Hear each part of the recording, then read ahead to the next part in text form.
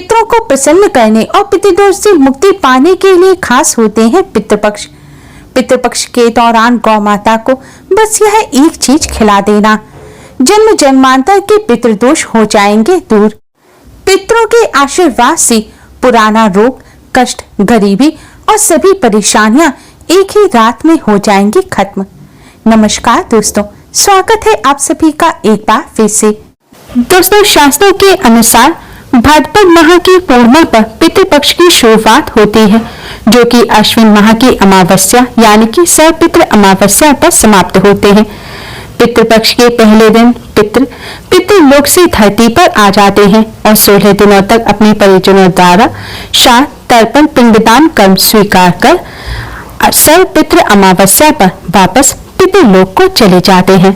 साल 2024 में पितृपक्ष की शुरुआत 17 सितंबर दिन मंगलवार से होकर इसका समापन 2 अक्टूबर सर्वपितृ अमावस्या पर होगा। इस बार पितृपक्ष पूरे 16 दिनों तक रहेंगे।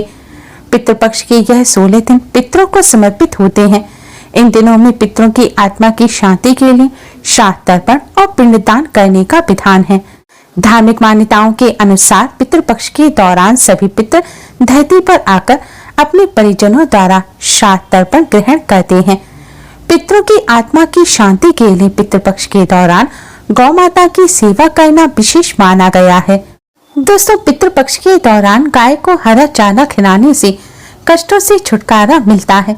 मान्यता है पितृपक्ष में गौ माता की सेवा करने से सभी प्रकार के दुख दूर होते हैं और घर में सुख समृद्धि आती है। दोस्तों, अगर आप पितरों के साथ भगवान लक्ष्मी नारायण को प्रसन्न करना चाहते हैं, पितरों को तृप्त करना चाहते हैं, पितृदोष से मुक्ति पाना चाहते हैं, तो पितृपक्ष में गौ माता को यह एक चीज जरूर खिला देना।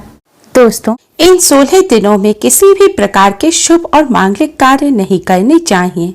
यह 16 दिन पितरों को समर्पित होते हैं, इसलिए इस दौरान से पितरों की आत्मा की शांति के लिए पूजा पाठ और उपाय किए जाते हैं।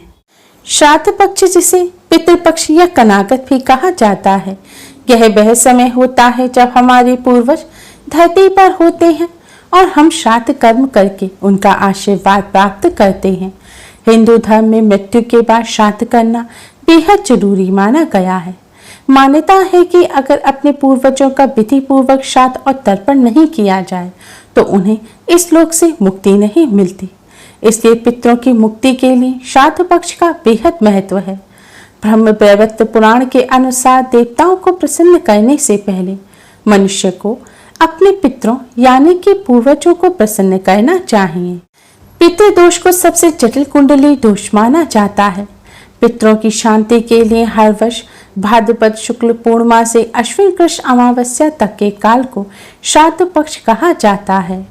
शास्त्रों के अनुसार जिन लोगों के पितृ उनसे प्रसन्न नहीं होते, उन्हें पितृदोष का श्राप लगता है। माना जाता है कि जिस घर में पितृदोष का श्राप लगता है, उस घर के सदस्य कभी भी सुखी नहीं रहते और ना ही वह जीवन में सफलता प्राप्त कर पाते हैं। इसी कारण से पितृपक्ष में पितरों का तर्पण किया जाता है और उनसे क्षमा याचना की जाती है। इस दौरान कुछ समय के लिए यमराज पितरों को आजाद कर देते हैं ताकि वह अपने परिजनों से श्राद्ध ग्रहण कर सकें। माना जाता है कि जिस घर के पितृ अपने परिवार के लोगों से खुश रहते हैं, उस घर के लोगों को देवी देवताओं का भी आशीर्वाद प्राप्त होता है। दोस्तों, आज की इस वीडियो में हम आपको पितृपक्ष में करने वाला एक बहुत ही आसान और असरकारक उपाय बताने जा रहे हैं।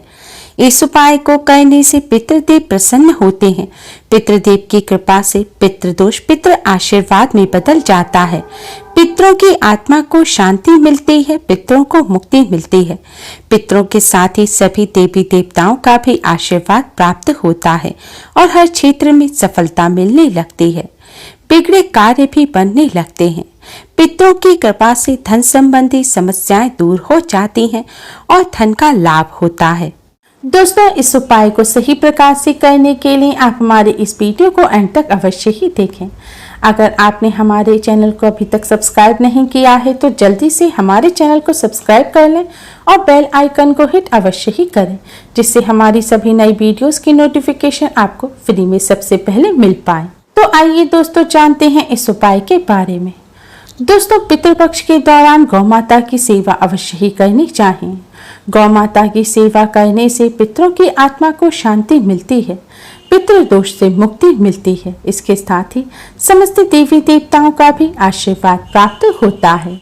अब हम आपको जो उपाय बताने जा रहे हैं यह भी गौ माता से ही जुड़ा है। उपाय करने के लिए सुबह स्नान करके स्वच्छ वस्त्र धारण करें।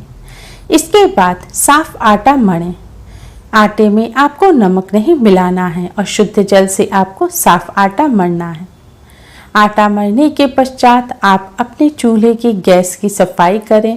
तवा, चकला, बेलन सब अच्छी तरह से साफ कर लें। सब चीज़ें साफ करने के पश्चात अब आप एक रोटी बनाएं। रोटी बनाकर रोटी को आप एक प्लेट में रखें। अब इस रोटी पर आप शुद्ध घी लगाएं।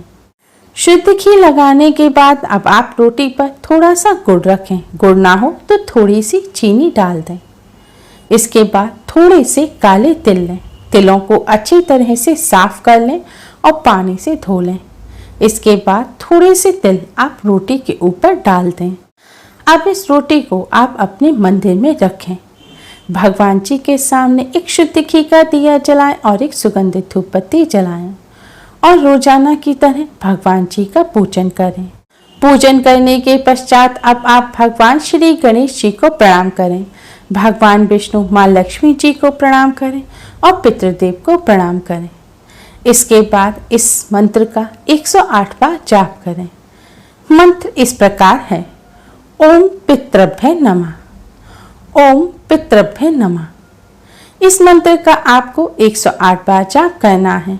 मंत्र का जाप आप उंगलियों पर गिनकर या फिर मिश्री के दानों पर किसी भी चीज पर गिनकर कर सकते हैं, या आप किसी माला पर भी इस मंत्र का जाप कर सकते हैं।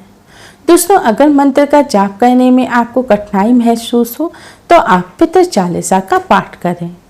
पूजन करने के पश्चात अब आप इस रोटी की प्लेट को अपने हाथों में उठा लें और सिर झुकाकर प्रणाम करें। आप भगवान श्री गणेश, भगवान विष्णु, माँ लक्ष्मी जी और पितृदेव को प्रणाम करें। भगवान जी से पितरों की आत्मा की शांति की प्रार्थना करें। पितृदोष से मुक्ति की प्रार्थना करें। अपनी सभी गलतियों की, जाने अनजाने में की गई गलतियों की क्षमा प्रार्थना करें।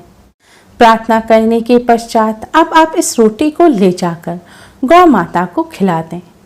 दोस्तों, गौ माता को रोटी खिलाने से पहले आप गौ माता को हाथ जोड़कर प्रणाम करें और पितृदेव को प्रणाम करें। इसके बाद इस रोटी को आप गौ माता को खिला दें। गौ माता को रोटी खिलाते समय भी ओम पितृभ्य नमः मंत्र का जाप मन ही मन करते रहें। जब गौ माता रोटी खा लें उसके बाद आप गौ माता को हाथ जोड़कर प्रणाम करें। इसके बाद अपने पितरों की आत्मा की शांति की गौ माता से प्रार्थना करें। दोस्तों, भागवत जी में लिखा है कि मृत्यु के पश्चात अगर कोई व्यक्ति वैतरणी नदी में फंस जाता है, नरक लोक में फंस जाता है, तो गौ माता की पूंछ पकड़कर ही वैतरणी नदी से पार होता है। इसलिए पितृपक्ष के दौरान गौ माता का विशेष रूप से पूजन करना चाहिए। गौ माता की सेवा करनी चाहिए। गौ माता की सेवा करने से, गौ माता की कृपा से पितरों की आत्मा को शांति मिलती है, पितरों को मुक्ति मिलती है। अगर पितर नरक यातना भोग रहे होते हैं तो उन्हें नरक लोक से भी मुक्ति मिलती है। दोस्तों, गौ माता को रोटी खिलाते समय आप कुछ बातों का विशेष ध्यान रखें। कुछ लोग अपने घर में रोटी बनाते तो हैं, लेकिन उस रोटी को बनाकर बिना किसी प्लेट के ऐसे ही स्लिप पर किचन में रख देते हैं। यह करना बहुत गलत है। गौ माता को आप जो भी रोटी खिलाएं उसे सम्मान से अच्छी तरह से प्लेट में रखें। जैसे हम लोग प्लेट में रखकर खाना खाते हैं, इसी तरह गौ माता की रोटी को भी सेकने के बाद प्लेट में रखना चाहिए। और कुछ लोग ऐसे होते हैं जो रोटी बनने के बाद रोटी को तय करते हैं। पुरुष अपनी जेब में रखकर रोटी को गौ माता के खिलाने के लिए ले जाते हैं, या फिर गौ माता के सामने जाकर रोटी को फेंक देते हैं। यह सब करना गलत है। इससे आपको कोई भी लाभ प्राप्त नहीं होगा। गौमाता को रोटी हमेशा अच्छी तरह खिलानी चाहिए। गौमाता के सामने रोटी फेंकनी नहीं चाहिए। अगर आपको गौमाता से डर लगता है तो आप गौमाता की जो खाने की जगह होती है, जहाँ पर भूसा रखा है, आप गौमाता की उस जगह पर रोटी रख दें, या फिर जिनके घर गौमाता हैं आप उनके हाथ में इज्जत से रोटी दें कि यह गौमाता की रोटी है और वह इसे गौमाता को खिला दें। गौमाता की रोटी का कभी भी अनादर ना करें, ना ही गौमाता की रोटी को ऐसे जेब में रखकर ले जाएं। गौमाता की रोटी को अच्छी तरह से प्लेट में रखकर, हाथों में रखकर ही गौमाता के पास ले जानी चाहिए। इस उपाय को करने से पितरों को नरक यातना से मुक्ति मिलती है, पितरों की आत्मा को शांति मिलती है, पितरों को मुक्ति प्राप्त होती है। शास्त्रों के अनुसार गौमाता में 33 कोटि देवी देवताओं का वास होता है। इस तरह गौमाता की सेवा करने से पितरों के साथ साथ समस्त देवी देवताओं का भी आशीर्वाद प्राप्त होता है। इस उपाय को करने से पितृदेव प्रसन्न होते हैं और पितृदोष पितृ आशीर्वाद में बदल जाता है। पितरों की कृपा से हर कार्य में सफलता मिलती है, बिगड़े काम बनने लगते हैं और धन का लाभ होता है। धन प्राप्ति के नए मार्ग खुलते हैं। दोस्तों ध्यान रखें, आपको गौमाता की रोटी को बासी नहीं करना है, यानी कि आपने सुबह रोटी बना दी और आप अगले दिन उस रोटी को गौमाता को खिला रहे हैं, यह भी करना बेहद गलत है। अगर आप किसी कारणवश गौमाता को सुबह रोटी नहीं खिला पा रहे हैं तो शाम के समय जब खाना बनता है तब भी आप पहली रोटी गौमाता के नाम की निकालकर गौमाता को इस रोटी को खिला सकते हैं। लेकिन ध्यान रखें, रोटी आपको पहले ही निकालनी है और रोटी हमेशा सफाई से ही बनाएं और इस रोटी को पितरों के नाम से आप गौमाता को खिलाएं। शास्त्रों में बताया गया पितृदोष को दूर करने का और पितरों की आत्मा की शांति और मुक्ति का ये बहुत ही आसान और असरकारक उपाय है। उम्मीद है आपको हमारी ये वीडियो पसंद आई होगी। प्लीज़ लाइक करें, हमारे इस वीडियो को अपने फ्रेंड्स और रिश्तेदारों में ज़्यादा से ज़्यादा शेयर करें, जिससे वह भी इसका लाभ उठा सकें। हमारी और भी वीडियोस के लिए हमारे चैनल को सब्सक्राइब करना ना भूलें। Thanks for watching. Radhe Radhe.